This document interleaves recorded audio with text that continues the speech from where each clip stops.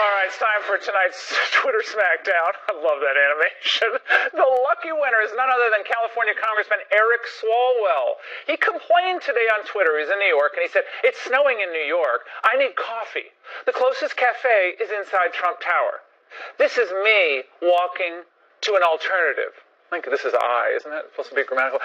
Oh, how cute. Well, he'd rather freeze than enter Trump Tower. Well, I just couldn't resist. Here's my advice to Swalwell. Since you've been operating in an alternative universe for years, this should be easy for you. Try the Russian tea room, Eric. Maybe you'll finally find your collusion.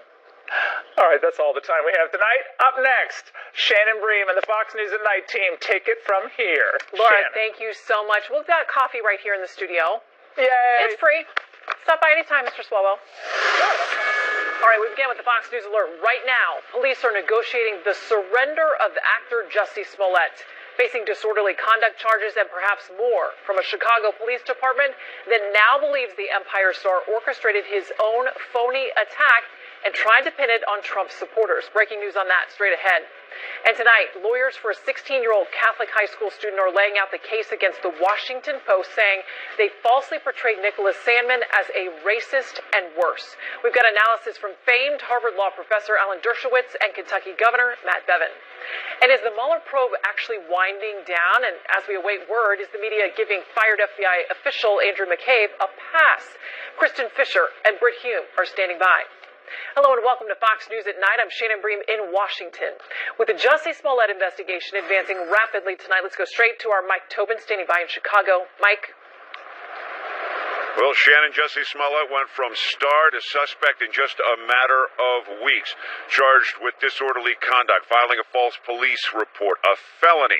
His legal team has issued a statement. It reads as follows: like any other citizen, Mr. Smollett enjoys a presumption of innocence, particularly when there has been an investigation like this one, where information, both true and false, has been repeatedly leaked. Given these circumstances, we intend to conduct our thorough investigation and mount an aggressive defense. The Osundario brothers, once considered potential suspects, testified for 2.5 hours before a grand jury today. Their attorney says they were paid in the alleged hoax, but the payment does not fit the narrative we know publicly. She says the brothers are speaking to investigators because they determined the truth needs to come out. There was never a change of heart. There was a point where this story needed to be told, and they manned up and they said, you know what, we're going to correct this. So, plea deal, immunity, all of that, they don't care about that. Gloria Schmidt says Smollett must have trouble sleeping tonight and needs to come clean. Police say they are in contact with Jussie Smollett's legal team to try to negotiate a reasonable surrender. He's got a bond hearing tomorrow at 11:30 local time. I should say 1:30 local time. Shannon. All right, Mike, we know you were on it. Thank you very much, working around the clock on this. Got it. Well, also tonight, breaking news on an active duty member of the Coast Guard charged to serve and protect the U.S., now a would-be domestic terrorist, allegedly, charged with a terrifying plot to commit multiple murders of high-profile targets. National Security Correspondent Jennifer Griffin has the very latest. Jennifer? Shannon, the details in this affidavit are chilling. Federal prosecutors say they arrested an active-duty Coast Guard lieutenant, Christopher Paul Hassan, who allegedly planned to kill top Democratic lawmakers and media personalities. He described himself as a white nationalist who wanted to establish a white homeland and said, "I am dreaming of a way to kill almost every last person on Earth." The affidavit provides shocking details. The defendant intends to murder innocent civilians on a scale rarely seen in this country. He must be detained pending trial. The FBI raided his cramped Silver Spring, Maryland apartment, where they found a cache of guns and evidence that he was targeting prominent politicians and TV personalities from MSNBC and CNN, who he called traitors. Lieutenant Hassan had a spreadsheet of targets. Those individuals included Joey, who most likely is Joe Scarborough of MSNBC based on his computer searches, Chris Hayes from MSNBC, Senator Richard Blumenthal, House Speaker Nancy Pelosi, Senators Tim Kaine, Chuck Schumer, Kirsten Gillibrand, Elizabeth Warren, Congresswoman Alexandria Ocasio-Cortez, Senator Cory Booker, among others. Prosecutors say this Coast Guard lieutenant, who they describe as a domestic terrorist, wrote about biological weapons attacks and had a hit list. He is slated to appear in a Maryland court on Thursday. Prosecutors are saying these charges are the, quote, proverbial tip of the iceberg. Shannon? Tonight, more than 21 months after it began, the special counsel's Russia investigation is drawing to a close. Now, many saying the president's critics are going to be very disappointed. Well, Kristen Fisher is here tonight with the president has to say. Kristen? Well, Shannon, Okay, we had a bit of technical difficulty, but we want to get back to some of our top news tonight because there are fresh indications that more than 21 months after it began, the special counsel's Russia investigation is drawing to a close. Now, many say the president's critics are actually going to be disappointed. Well, Kristen Fisher is joining us tonight with what the president has to say about this whole thing. yes, so there are reports right now that the special counsel's report could be released as early as next week, the same time that President Trump is in Vietnam for his second summit with North Korean leader Kim Jong-un. President Trump was asked about that possibility earlier today at the White House. Here's what he said. That'll be totally up to the new Attorney General. He's a tremendous man, a tremendous person who really respects this country and respects the Justice Department. So that'll be totally up to him, the new Attorney General, yes. But tonight, the former FBI Deputy Director Andrew McCabe warned against rushing to say that the release of the special counsel's report is imminent. I think we still need to wait and see when that shows up. McCabe is continuing to promote his new book in interviews, and the president is continuing to criticize him, even from the Oval Office, while sitting beside the Chancellor of Austria. Well, I think Andrew McCabe has made a fool out of himself over the last couple of days, and he really looks to me like sort of a poor man's J. Edgar Hoover. I think he's a disaster. While McCabe thinks President Trump could be a Russian asset. Do you think he's compromised? I think it's certainly possible. That was our concern in May of 2017. I haven't seen anything since May of 2017 that would warn me off that possibility. And breaking tonight, the House Oversight Committee says that Michael Cohen will finally testify publicly on February 27th, the same day as President Trump's first full day in Vietnam. Shannon. It's going to be a very busy, newsy week next week. Very busy news day. All right, Kristen, thank you. You bet. And for more on some of tonight's top stories, Fox News senior political analyst Britt Hume joins us. Britt, great to have you with us. Thank you, Shannon. Glad to do it. I want to go back to this story where we've gotten a lot of breaking news through the afternoon and the evening today on this actor Jussie Smollett. A lot has been made of what we do know, what we don't know in this case, but there's been this big discussion about this idea of victimhood and how it's become very attractive to a lot of people out there. I want to read something from Jason Manning. He's the author of The Rise of Victimhood Culture. He's quoted in a National Review article saying this: perpetrators might not even think of them as false accusations, since in many cases they see it as an attempt to draw attention to a real problem. To the extent that modern society increasingly valorizes victimhood, claiming victim status through outright lies will become more attractive. Right? What do you make of that? Well, I think that might be, we don't know what was in young Mr. Smollett's mind and heart in this case. What we do know is, of course, he's gone from being a victim to a suspect and is now clearly firmly under investigation for filing a false police report. And I do think it's possible that someone who has so much going for him in life had to have some powerful motivation to make him attempt something as risky as this scheme, if that's what it turns out to have been. And I think that idea that you were making an application for victimhood, which can be a pretty good deal in America, might well be the reason. We do now make heroes out of victims. And this has been going on for some time. It's one thing, if you come back from getting shot up in the war, where you're clearly a victim, but you may also be a hero. And quite another if you're, attacked on the street and become a hero by virtue of that. That seems to me to be a different category altogether. Well, and as we watch that play out in the media, as it's had a roller coaster ride over the last couple of weeks, Buck Sexton tweets this out. He says, "Why should anyone trust the same national media that fell for the obvious, in his words, Jussie Smollett hoax, to be world-class detectives and unbiased truth tellers when it comes to Trump-Russia collusion theories?"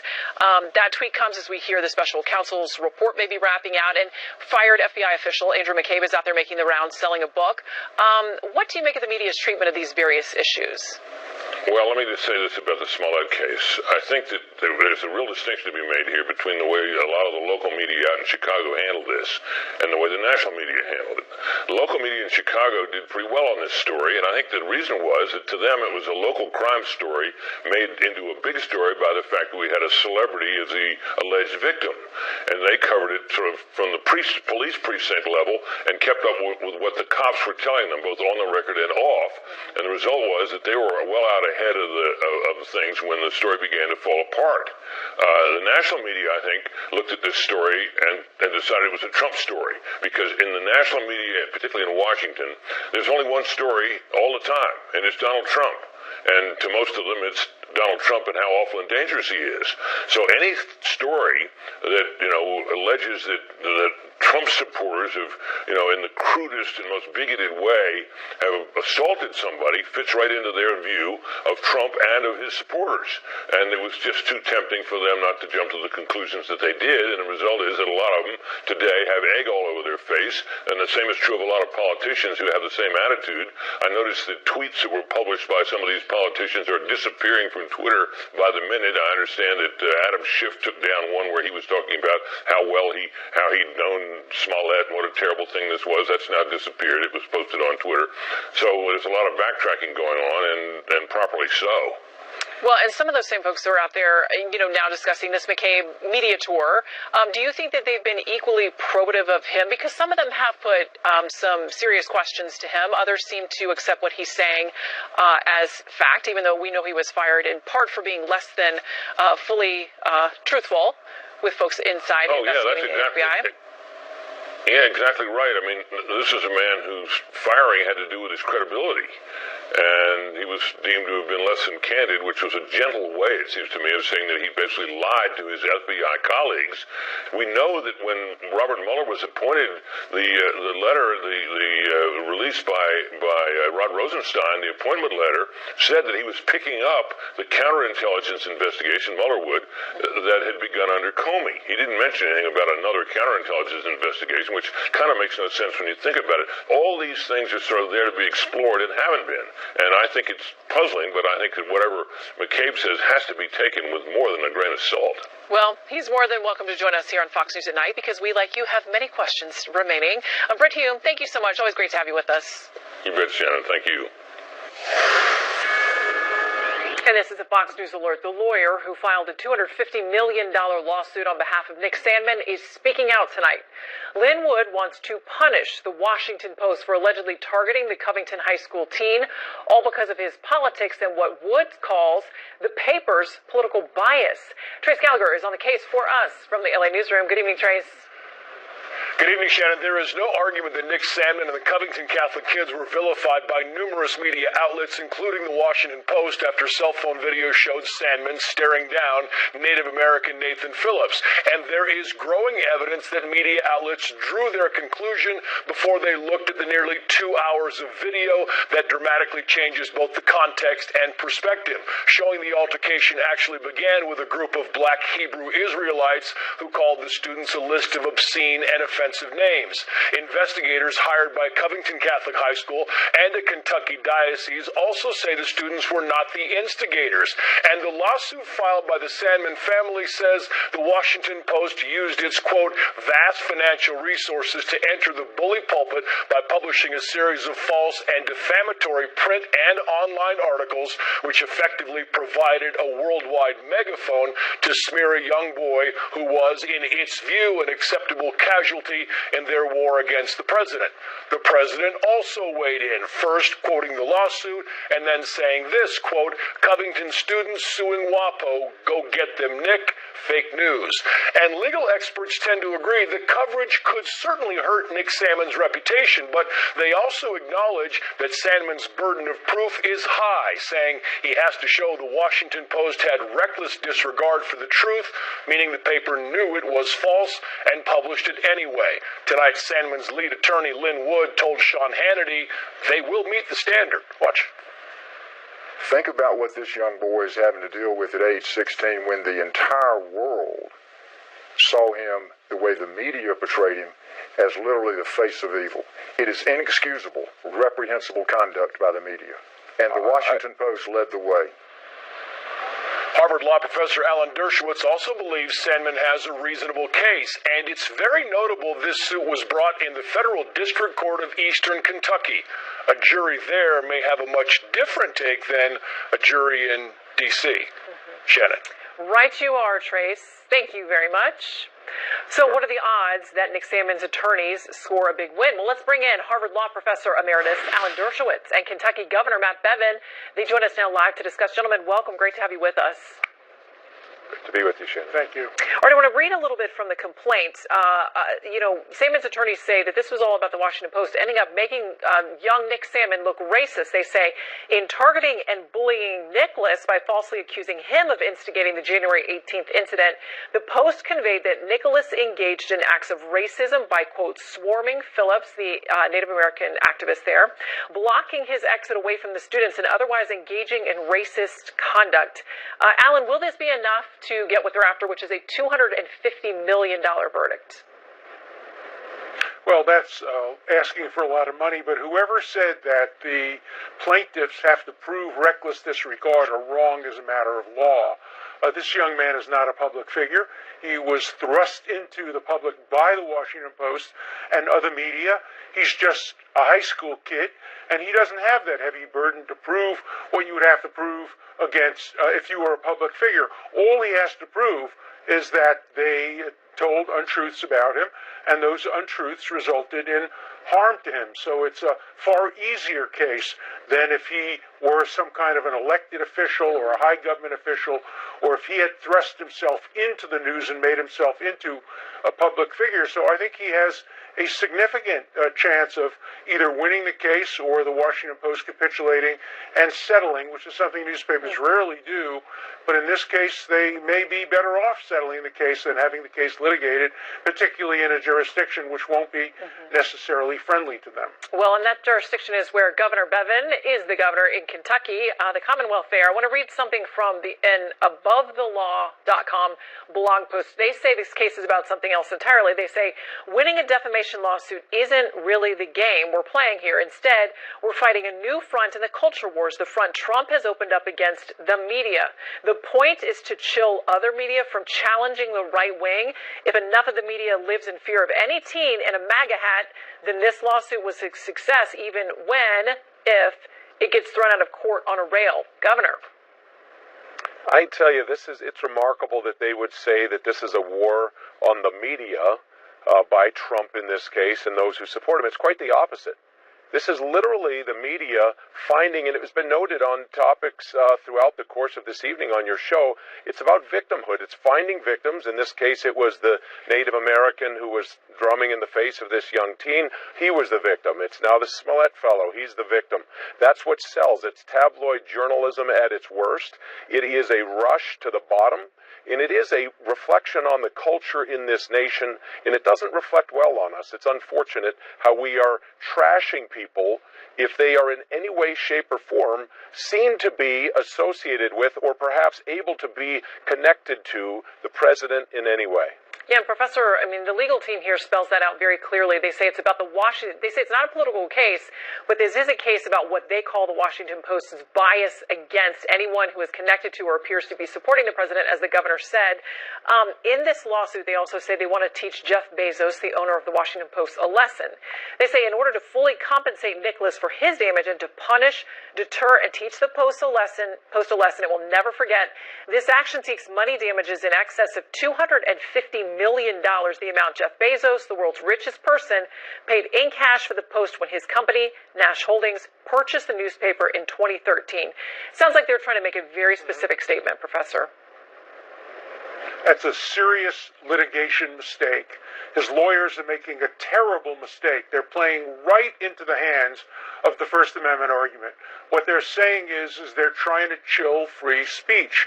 They'd be much better off not making that argument and simply saying we represent one guy, a kid, his reputation has been hurt. This is not about Donald Trump. This is not about trying to chill the media. A serious tactical blunder by the lawyers.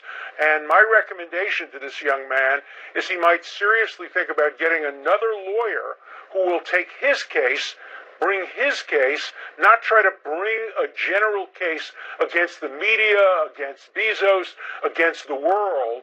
That is a blunder on the part of lawyers, and it raises the First Amendment issues. It invites the court to say, we're not going to try to chill free speech. We're not going to try to deter free speech. If this were merely about this young man being hurt, they'd have a much, much better chance of winning.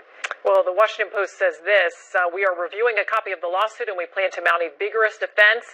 I would imagine maybe step one, if this moves forward, is going to be to ask for a change of venue. In the meantime, Professor, Governor, great to have you both with us. Thank you. Thank you. All right, trouble off the court for tennis great Martina Navratilova. She fought throughout her career for LGBTQ rights, but now she's being shunned by many within that community for questioning transgender athletes. Plus, Senator Kamala Harris says it was a joke, but her father is not laughing, calling out his daughter for what he says is identity politics. And an ISIS bride from Alabama wants to come home to the U.S., but the government says not a chance, even though she says she can be rehabilitated. Maybe therapy lessons, maybe a process that will ensure us that we'll never do this again. House Speaker Nancy Pelosi tonight urging her fellow Democrats to help shut down the president's emergency declaration aimed at moving funding to a border barrier along the southern border. Congressman Joaquin Castro of Texas authoring a resolution that would do just that. And the House is likely to vote on it by this Friday. California prosecutors charging 18-year-old UC Santa Cruz student Colin Howard with creating a drug-dealing software app. The Banana Plug app was available through the App Store and allegedly offered up cocaine and meth. Howard facing up to 40 years if convicted.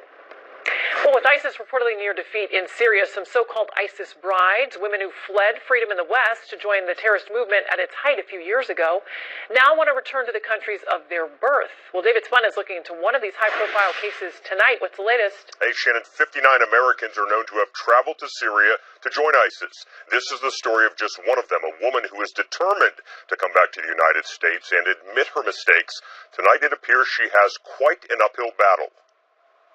I heard that the Khilafah was announced. I thought it was obligatory upon me to go. But now Hoda Muthana is apologizing for leaving the United States and joining ISIS. She left Alabama 4 years after becoming radicalized online. She ended up in Syria, where she became an ISIS bride. While part of the Islamic State, Muthana frequently posted to social media calling for the blood of Americans. But now that the ISIS footprint is shrinking by the day, Muthana wants to come back home. Not going to happen, according to President Trump and his Secretary of State. The president tweeting today, quote, I have instructed Secretary of State Mike Pompeo, and he fully agrees not to allow Hoda Muthana back into the country. Muthana sat down with ABC News. Do you think you deserve a punishment for what you did? Maybe therapy lessons, maybe a process that will ensure us that we'll never do this again. People watching will say to themselves, well, therapy isn't enough. I know that maybe speaking against them, which I'm definitely planning to do, definitely wanting people to not make the same decision that I've made. Muthana and her attorneys believe she should be allowed back into the States. She was born in 1994 in New Jersey. But things aren't so cut and dry. According to the State Department, she is not a U.S. citizen and never was. Her father was a diplomat living in the States when she was born. A spokesman for Muthana posted a photograph of what appears to be a birth certificate, arguing she was born after her father stopped his diplomatic service. It's absolutely clear that Hoda Muthana was born in New Jersey in 1994. She's a U.S. citizen. She was given a valid passport. The State Department declined to get into specifics about Muthana's birth and claim of citizenship, but officials there continue to maintain she is not a U.S. citizen and she's not coming home. Shannon. We will debate it with our power panel, David Spun. Thank you very much. It's time now for 2020 in 60 seconds. Candidate Senator Kirsten Gillibrand reportedly siding with activists who say President Trump's border wall would block indigenous people from entering the U.S., citing it as another reason why the wall is, quote, so absurd and so hurtful. Well, the Democratic National Committee just announced it is handing out affirmation forms to 2020 candidates, requiring them to commit to running and serving as a Democrat if elected. Just days ago, independent Senator Bernie Sanders announced his presidential bid. Senator Kamala Harris's father, Donald, says it is a travesty. His daughter cited her Jamaican ethnicity as a reason why she tried marijuana and now wants to legalize it. He told the Jamaica Global Online their ancestors must be turning in their grave to see their, quote, proud Jamaican identity connected with the fraudulent stereotype of a pot-smoking joy seeker in the pursuit of identity politics. And because of the snowy weather, potential 2020 contender Congressman Eric Swalwell pointed out he had to postpone his morning coffee because the closest Java was inside Trump Tower, and he said there was no way he was going in there. Well, from victim to suspect to a felony charge is jail next for Jussie Smollett. The latest on the Empire Star when we're joined by the Power Panel. Leslie Marshall, Guy Benson, David Catanese, stay with us. They're next. He said, "This MAGA country punches me right in the face." So I punched his ass back. I noticed the rope around my neck and I started screaming. Why did you hesitate to call the police? There's a level of pride there. As a gay man, you were considered somehow to be weak, and I'm not weak. Jussie Smollett, defiant when interviewed by ABC News last week. Well, tonight this developing story appears to be unraveling even further for the Empire Star, now facing a felony charge in connection with a false police report. Time now to bring in our Power Panel to discuss. Fox News contributor Leslie Marshall and also Fox News contributor Guy Benson, plus senior politics writer for U.S. News and World Report, David Catanese. Thank you all for being with us tonight. Great to have you. Good to be with you. Thank you, Shannon. All right, I want to start by reading something from The Atlantic.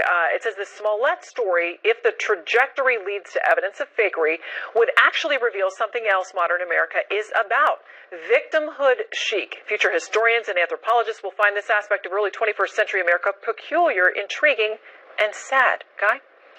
Well, it definitely is sad, and it's strange. We don't know exactly what motivated Jussie Smollett to do this, but his story seemed very implausible, I think, from the get-go. With the MAGA detail, the performance on ABC News was practically sociopathic, given what we know now. And I think what bothers so many people is not just that he made up this hoax of a hate crime, which is terrible unto itself, because it takes police resources away, it sows fear, it sows resentments. In the process, he and other people who amplified the story in certain ways tried to implicate by extension a third of the country, half the country, smearing people as dangerous or violent based on political disagreements. This is sort of the perfect storm because he's this celebrity who's made this claim, and I think he's in more trouble than just filing one false police report with the Chicago police. The feds are involved too. It could be a world of hurt for Jussie Smollett, and he deserves it. Yeah, and Leslie, tonight, of course, his counsel points out, in this country, you're innocent until proven guilty. These are allegations and charges by the police right now, so we stand by for the rest of this. In the meantime, Newsday says this: when someone lies about being a victim, it makes it that much harder for the next person to be believed. That's not debatable. It's just the truth. Leslie? I'm so glad you asked me that, Shannon, because this is, to me, one of the saddest aspects. You do have those in the gay community, gay men, African-Americans, African-American men who are gay, who are attacked. And in the future, people are going to raise an eyebrow the next time somebody says, look, I was the victim of a hate crime, potentially, or there was a noose put around my neck, regardless if somebody is saying anything that is pro-Trump or wearing a Make America Great Again hat. What makes this so disgusting is African Americans, specifically African American men, and those in the gay community, whether gay men, lesbian women, trans, and the LGBTQ community, are victims of violence in our society. And if in fact this is true, he has taken away from those victims and for claims for future victims, and that's just horrific, especially for these segments of these populations in our society. Well, and David, a large swath of the media has taken a beating in this as it plays out too. Yeah, I would say three things. So the first thing is I'd reserve judgment. The media jumped on his story and went with it, and now we're jumping on the police story. So I want to hear the whole case before I make a judgment. The second thing I would say is if he did lie and do this interview, as Guy said, that is sociopathic, and that says more about him. And I think the third thing is a media lesson here. We're in a culture that we jump to the story. We're in a 24/7 cable news network, Twitter, Facebook, and the media needs to put more brakes on the pedal before we make proclamations about any case, even beyond this one. Yeah, okay. I want to make sure we ask you all, too, about this phenomenon in this case now involving a woman who was born in New Jersey, joined over to go to ISIS, had apparently 3 different jihadi husbands. 2 of them were killed in battle. She says she's got a young child now, but she wants to come back to the U.S. The State Department is saying, no, she was never a citizen, so there's a dispute now about that, these documents that have been tweeted out. The lawyer, Hassan Shibli, tweeted this out. He says, these are documents, proof that the U.S. government knew that as of September 94, Hoda Muthana's dad was no longer a diplomat. She was born at the end of October 94 in New Jersey. At real Donald Trump has no authority to strip Americans of citizenship. Hoda wants to surrender to the legal system. But Leslie, as we saw in her interview there, she wants therapy, not jail. Well, I think she needs a lot more than therapy, and there has to be punishment here. But I do think that we could learn a lot from this girl, and let me tell you why. One of the areas that we have a real problem, if you ask any counterterrorism expert, is with the radicalization through the internet. And that's what happened to her. And if she can talk about what appealed to her, what sites and what the interaction was. Also, who she was married to, what they were discussing, what they were planning. I think this person could be a plethora of information. I think she was a young, impressionable teen. Teenagers have done, as you know, pregnancy packs or run off with convicts, and I think we should hear her out. And then, in addition, if in fact she was born in New Jersey, whether her father is an American or not, she's an American, and her child is an American, and we shouldn't punish that child for the sins of their mother. Yeah, we'll see. I mean, David, she says she was brainwashed, she was naive, she was young, and she's learned her lesson. Yeah, I don't see the case for someone who adhered to ISIS and who proclaimed themselves to ISIS. I think it's a really tough case. Also, politically, I think this is golden for President Trump to seize on and say he's tough and strong. And frankly, I don't see anyone out there, anyone in the ether, politician that's coming to her defense, which I think says a lot for her case. Yeah, there are teenage mistakes, and then there's joining ISIS. Right? These are not one and the same. I think it is a material fact whether or not she is a U.S. citizen. That'll have to be debated. That might be, a question in terms of whether she has certain rights. But if she is one, let's just say, and the State Department's wrong, and she does come back, therapy is not going to cut it. This was aiding and abetting ISIS, the terrorist organization, and to make it about the child that she has back home, she's responsible for her decision, and that decision was a catastrophically bad one. Yeah, and apparently her legal team is filing in federal court on the citizenship question, so we'll watch and see as that plays out. But they also say she wants to surrender to federal authorities, so I think that they'll probably go beyond therapy if that happens. All right, Power Panel, thank you very much. If you'll stick around, we have more to discuss with you after this break. LGBTQ advocate and tennis great Martina Navratilova in hot water for saying that men who transition to become female and then play on the women's tour are cheating. So now this outspoken activist is being shunned by many on the left. The Power Panel weighs in on that. All right, back with our Power Panel, Martina Navratilova, who battled insults and stereotypes throughout her legendary tennis career, at the center of an LGBTQ firestorm tonight.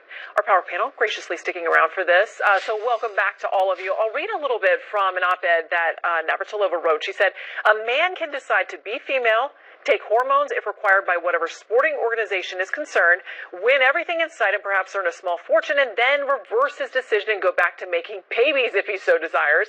It's insane and it's cheating. I'm happy to address a transgender woman in whatever form she prefers, but I would not be happy to compete against her. It wouldn't be fair, David." I mean, I think she lays the case out pretty well. How you identify in your gender, I think, is becoming more accepted in society.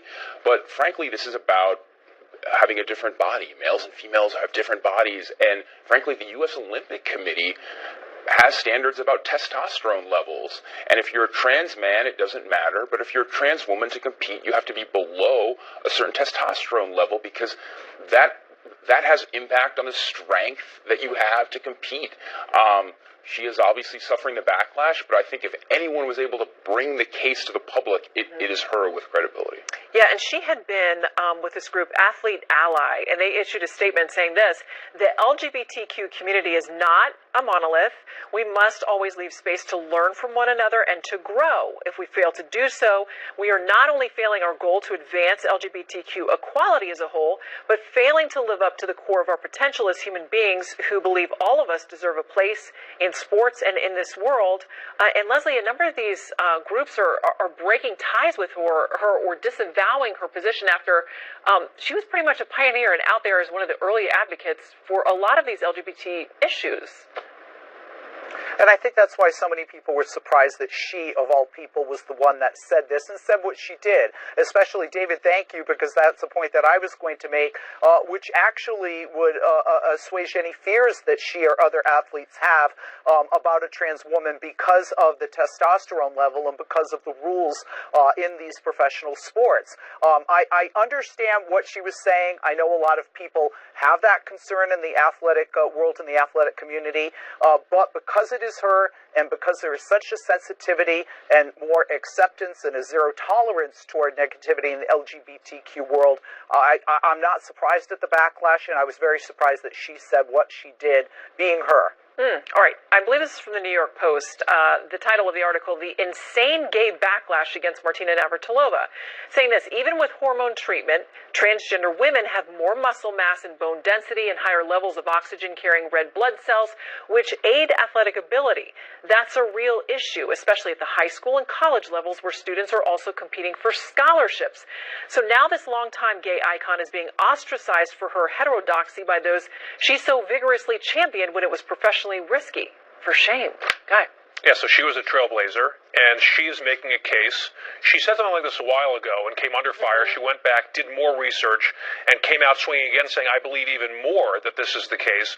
And there's some of the science behind this. It's not just hormones. It's not just testosterone. There are questions about muscle mass and other advantages that a biological male might have. And I think there's a lot of Americans, increasing number of Americans, who want to fully respect the dignity of trans individuals, treat them with respect, treat them with the pronouns that they would prefer and all of that. And you can respect that. There is a separate question when it comes to athletic competition. What is fair? What is not fair? And I think that the types of questions that are raised by this tennis star in the LGBT community, she should not be shunned and thrown out of the community because she's raising completely reasonable, legitimate questions that ought to be discussed and debated. And the answer should not be, you shut up, go away. The answer should be, actually, let's have this conversation. All right. Guy, David, and Leslie, thank you for having the conversation with us. Great to have you. Thank you. All right, up next, the latest on why Congresswoman Alexandria Ocasio-Cortez is being singled out in a big way right in the middle of Times Square. And meat eaters, beware. In part 3 of our series,